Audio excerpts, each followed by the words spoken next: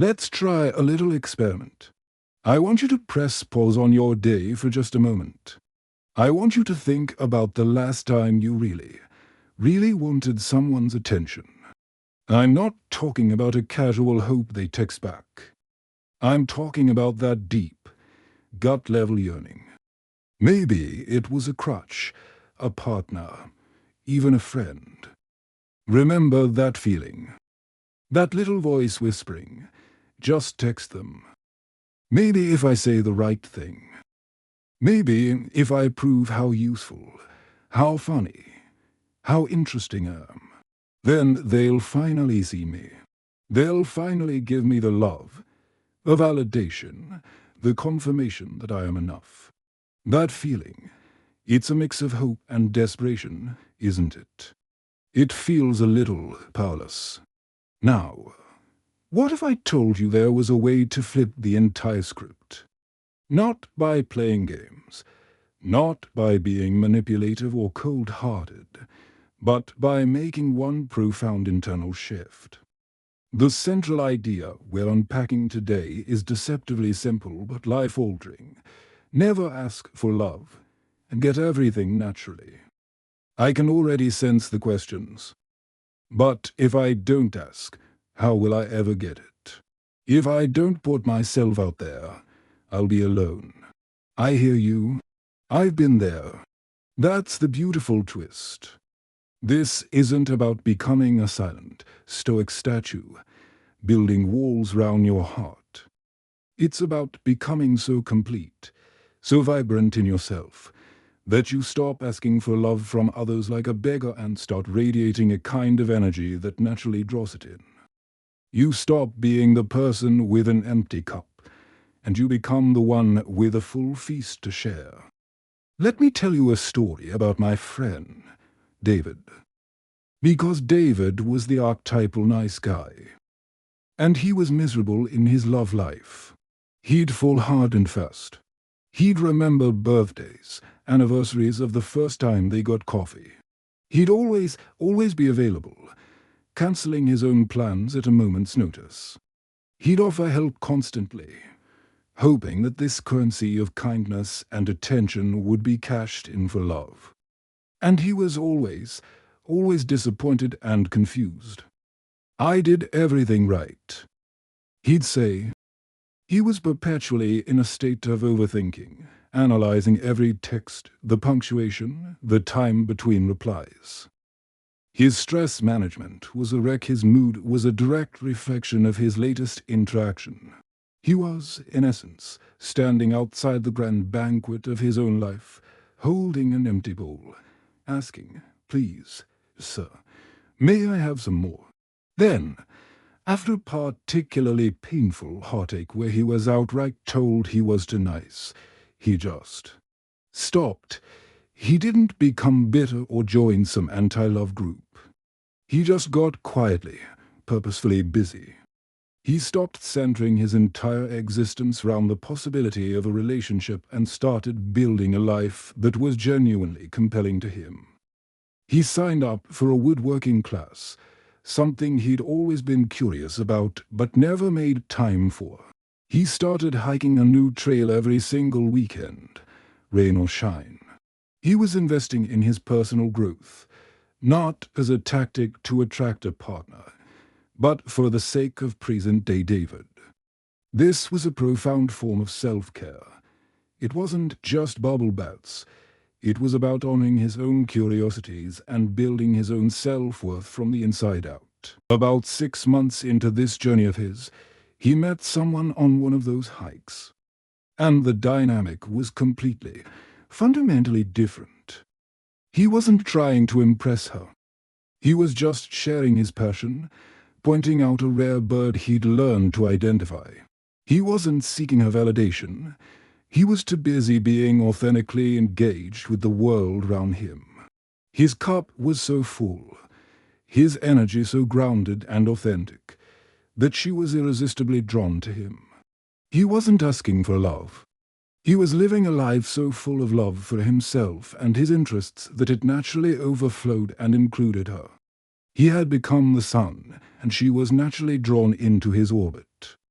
That is the power shift we're talking about. It's not about getting, it's about becoming. The physics of attraction, why begging repels and wholeness magnetizes. Let's dive a little deeper into the psychology here, because it's crucial.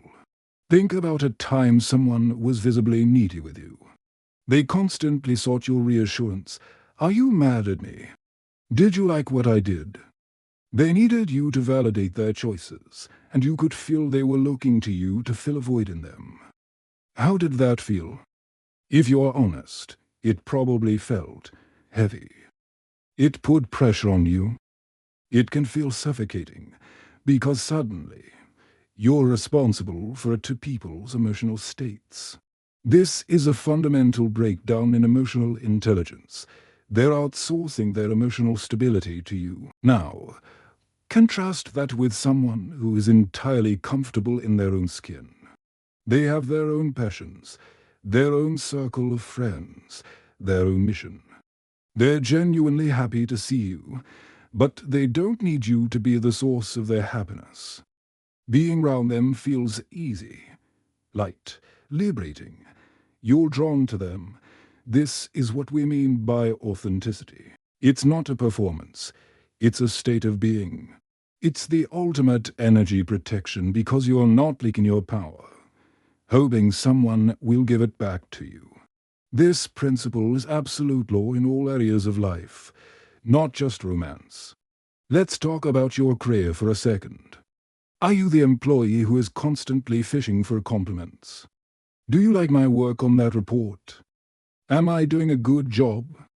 That neediness, that constant seeking of external validation, can be sensed by managers and colleagues.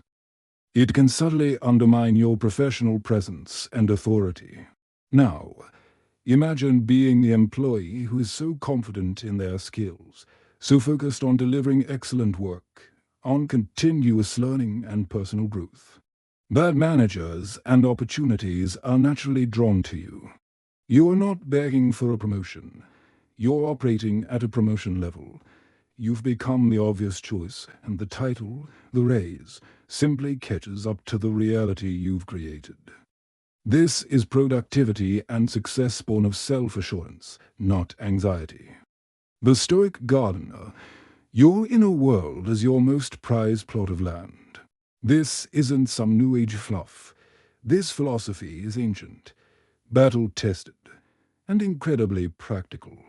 The Stoic philosophers like Marcus Aurelius and Epictetus didn't talk about manifesting what you want, but they talked about something far more powerful and reliable, tending your own garden. I want you to really picture this.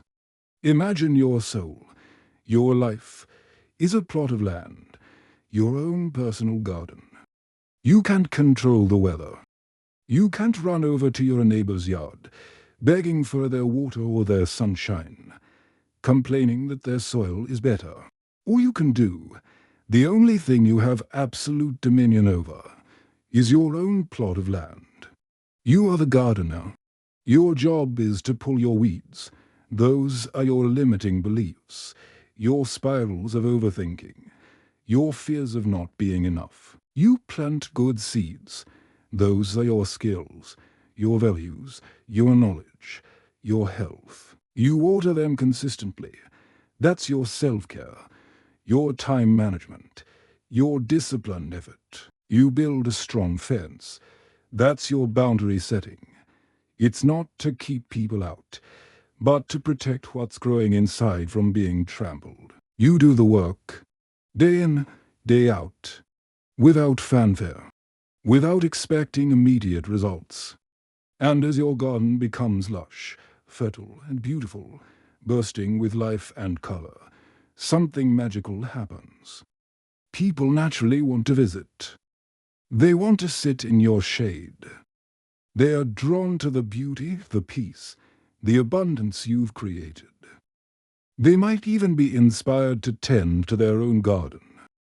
This is how you create relationships, romantic, platonic, professional, based on mutual inspiration and abundance, not mutual desperation and lack. This is the secret to getting everything naturally. You don't chase the butterflies. You tend to your garden, and the butterflies come. You don't beg for the bees. You grow the flowers, and the bees arrive. This is the profound, practical core of Stoic philosophy.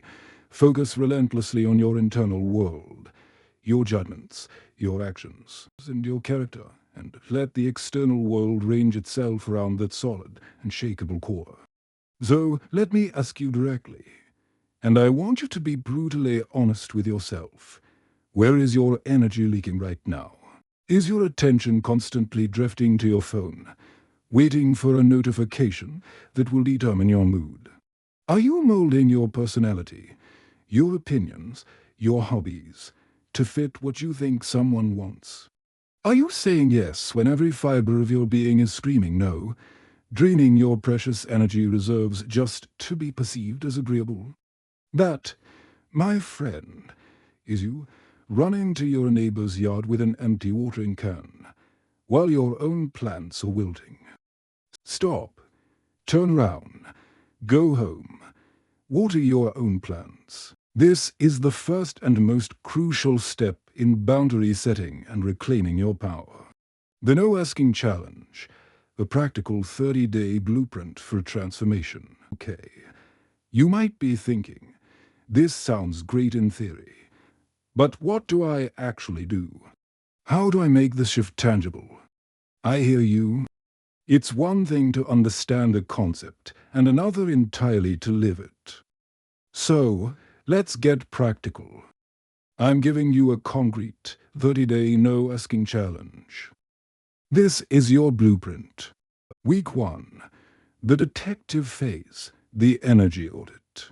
For this first week, your only job is to be a compassionate detective of your own life.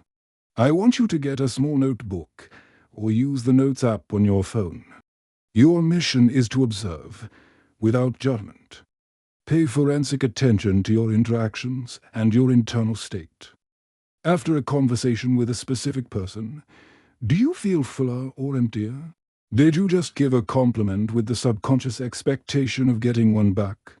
Did you agree to a plan you absolutely dreaded, just to be included, just to feel chosen?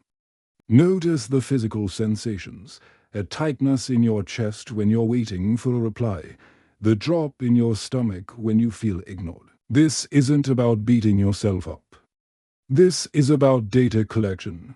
This is the foundational work of emotional intelligence, seeing your own patterns clearly and compassionately, so you know exactly what needs to change. Week 2, the rewiring phase, the conscious redirect. Now, we start actively rewiring the neural pathways. This week, every time you feel that familiar urge to ask for love, whether it's the impulse to send a double text, to make a comment fishing for a compliment, or to sacrifice your own needs to appease someone, I want you to create a pause. Hit the mental brakes.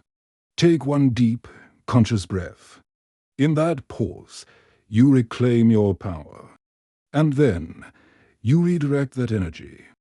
Do one single thing that reinforces your own kingdom. Urge to text them. Put the phone down and go for a 10-minute walk outside. Feel your feet on the ground. Feeling insecure about a work project. Spend 30 minutes skill building in that area instead of worrying. About to say yes to something that drains you. Practice the powerful phrase, "Let me check my schedule and get back to you." This creates space for a choice, not a reflex. This is how you build resilience. You are literally sending a new message to your brain. My validation, my safety, my worth, it comes from within. It is built by my own consistent, empowering actions. Week 3, the construction phase, active cultivation. This week, you move from playing defense to playing offense. You're not just stopping the energy leaks, you're building new wells of power. This is where intentional time management becomes your best friend. I want you to actually schedule your self-care and growth. Block out time in your calendar and treat it as a non-negotiable meeting with your future self. Tuesday and Thursday 7 to 8 p.m. Woodworking class. Saturday morning, hike. Every weekday, 8 to 8:30 p.m. Reading a book on Stoic philosophy or a skill-related topic. You are actively planting those seeds in your garden. You are no longer just thinking about being interesting. You are becoming more interesting, to yourself most of all. Week 4, the integration phase, observation without attachment. By this point, if you've been consistent, something will have shifted. You will feel a sense of calm, a solidity, a quiet confidence. People in your life will have started to notice and react to this new energy. Some might be confused or even resistant to your new boundaries. Others will be deeply, genuinely attracted to your newfound peace and purpose. Your job this week is simply to observe. Watch these reactions without attachment. Don't fall back into old patterns if you get the positive attention you craved. Don't collapse if someone tests your boundary. Just notice, the goal of this entire challenge is not to get a specific outcome from a specific person.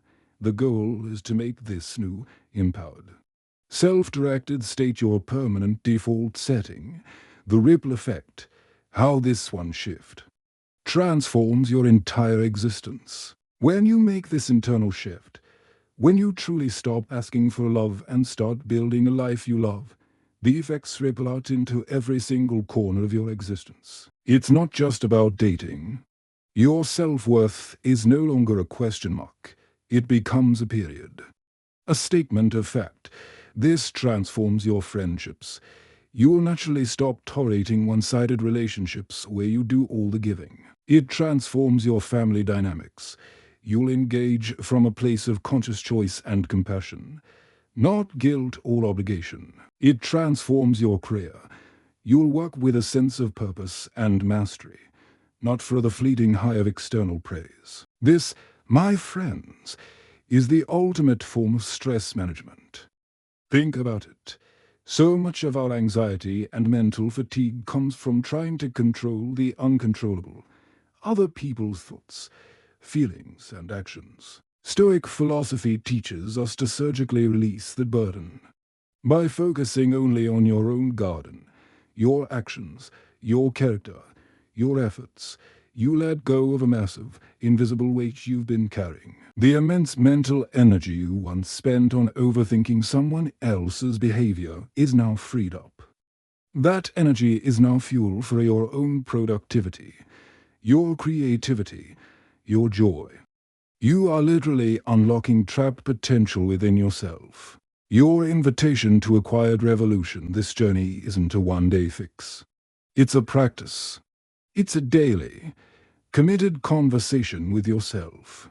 It's a series of small choices that, over time, compound into a completely different life. And you do not have to do it alone.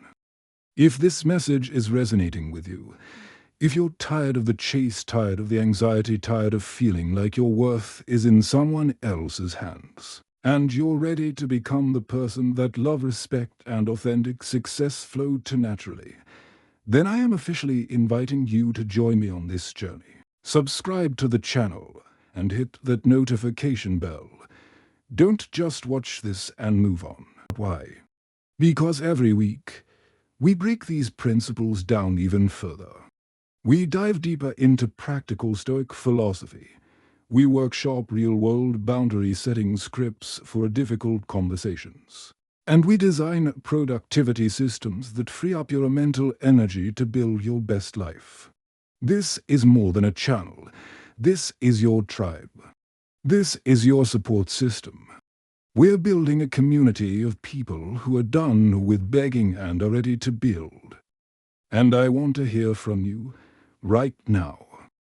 Drop a comment below and tell me one single area of your life where you will stop asking and start building this week.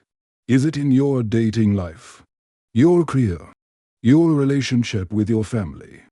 Let's create a powerful wave of self-validated individuals, supporting and learning from each other. Your story might be the exact inspiration someone else needs to hear. Remember, love, respect, opportunities, they are not things you grab for. They are the natural consequences, the inevitable echo of becoming a person who is so whole, so rooted, that they no longer need to grab. They are the natural result of you tending to your own garden, day after day after day. Never ask for love. Build a life so magnetic, so authentically you, that it comes to you.